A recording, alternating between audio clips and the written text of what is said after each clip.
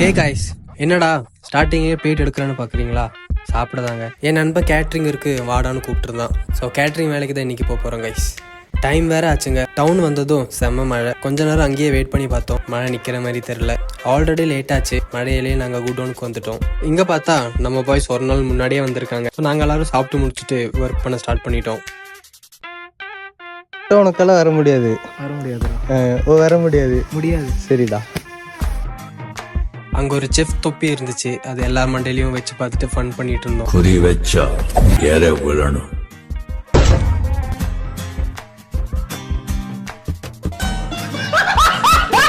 என் நண்பன் கேட்குற கேள்விக்கு உங்களுக்கு பதில் தெரிஞ்ச மறக்காம கமெண்ட் பண்ணுங்க. ஒரு ஆமை நடந்தே போச்சான். சரி, பஸ் கிடைக்கலையா? ஏன் ஏன் ஏன் ஏன் ட்ரெயின் ட்ராக்ல போச்சான்.